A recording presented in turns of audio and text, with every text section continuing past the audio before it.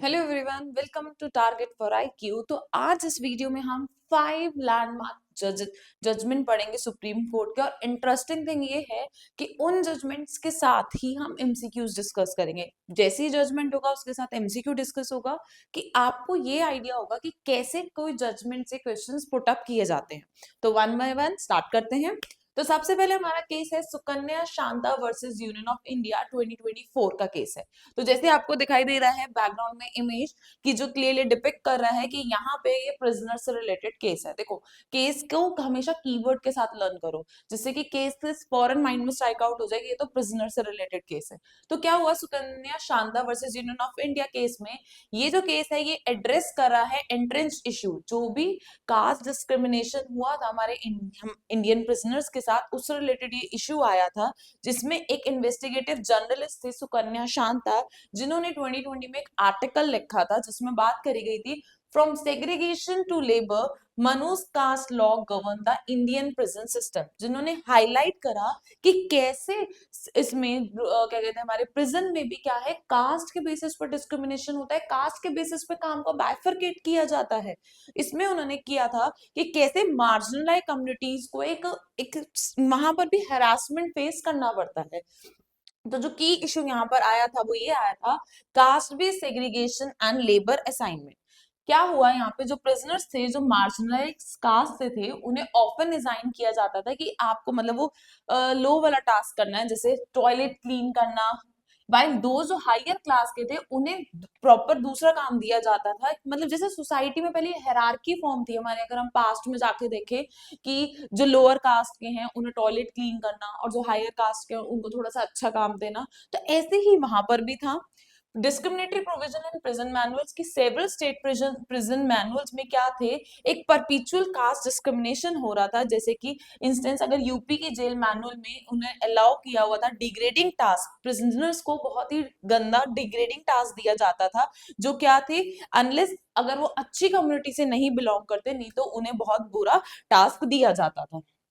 तो क्या था इसमें, फिर साथ में उन्हें लेबलिंग भी दी जाती थी। क्या होता था, लेबल कर दिया जाता था कि जो प्रिजनर्स मतलब जो लोअर बैकग्राउंड के उनको लेबल लगा दिया जाता था कि इतने लोअर बैकग्राउंड के, जिससे कि उन्हें फिर हम ये वाला टास्क देंगे।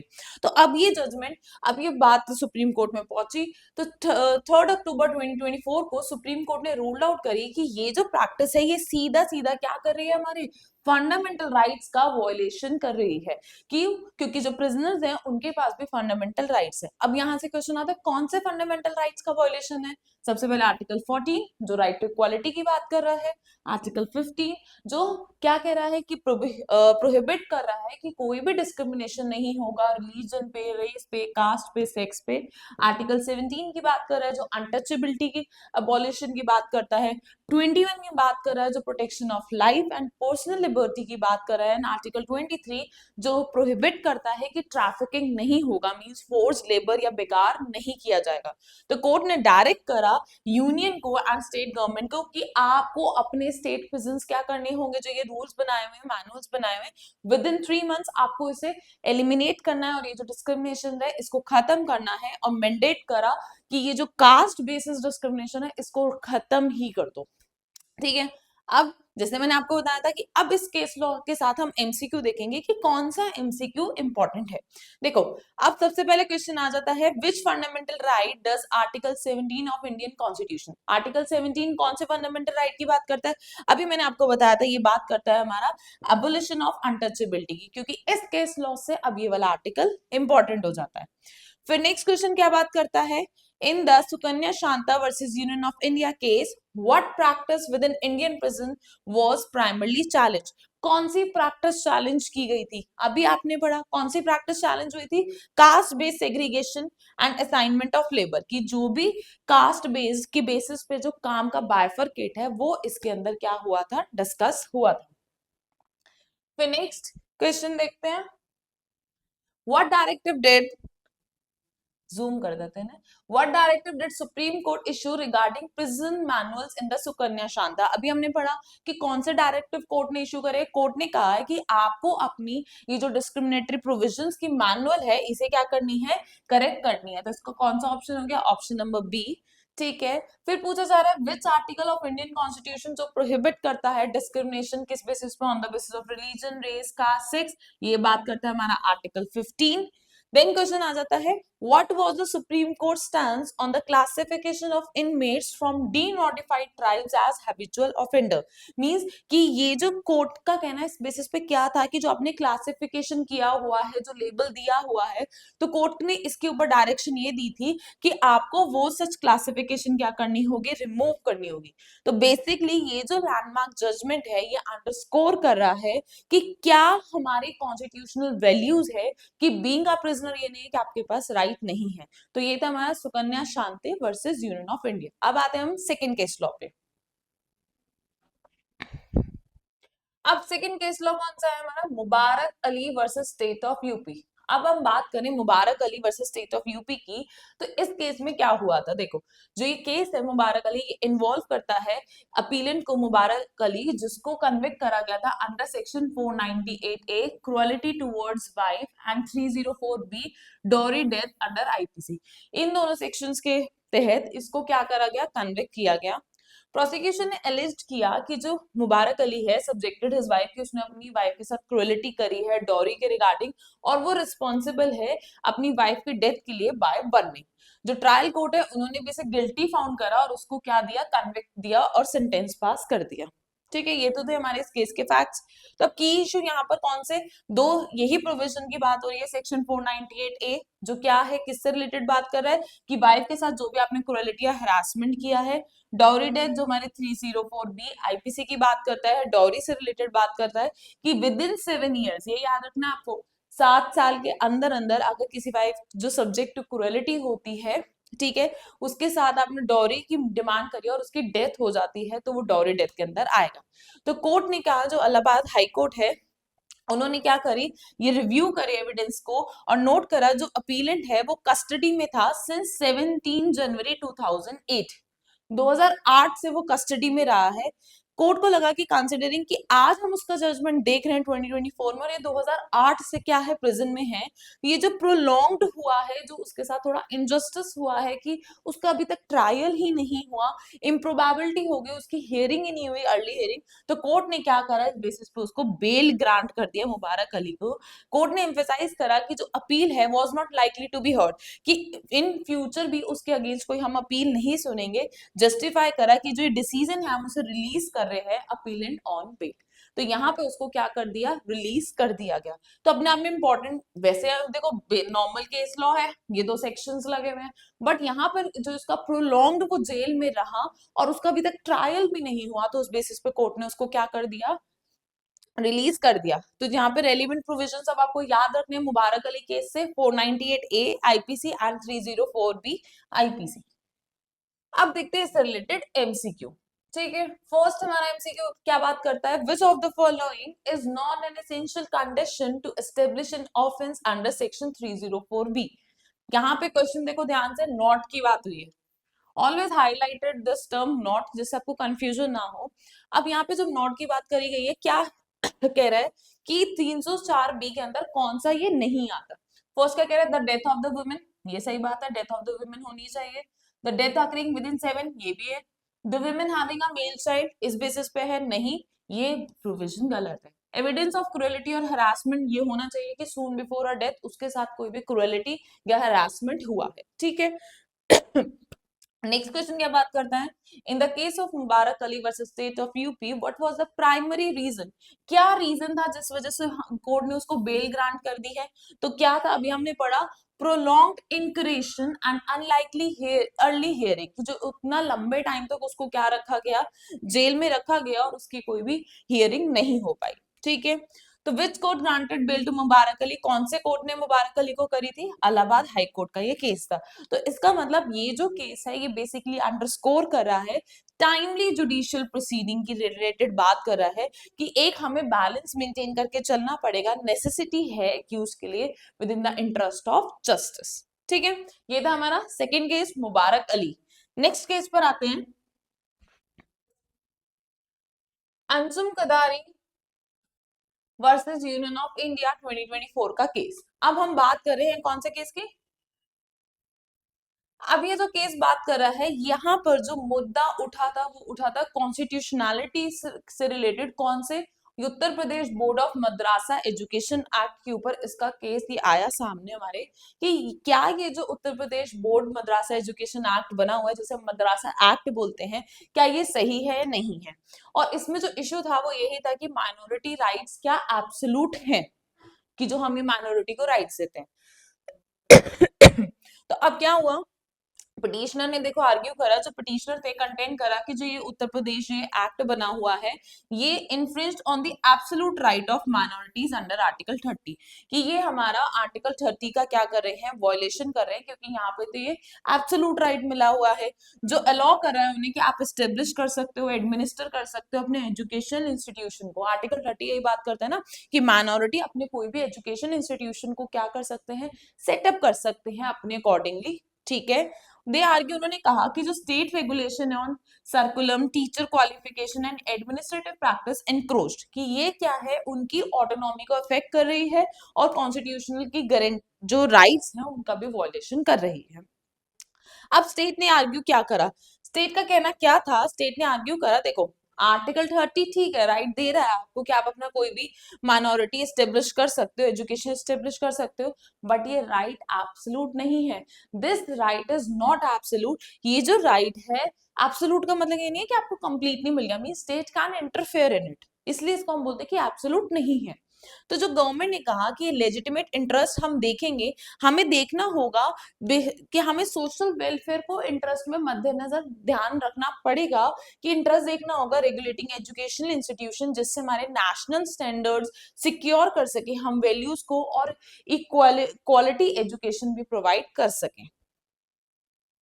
ठीक है, तो सुप्रीम कोर्ट ने बेसिकली मेन बात यही करी कि क्लैरिफाई करा आर्टिकल 30 को, कि देखो आर्टिकल 30 हमारा एब्सोल्यूट नहीं है और हम इस पे रीजनेबल रिस्ट्रिक्शन लगा सकते हैं अगर हमें बैलेंस लेके चलना है।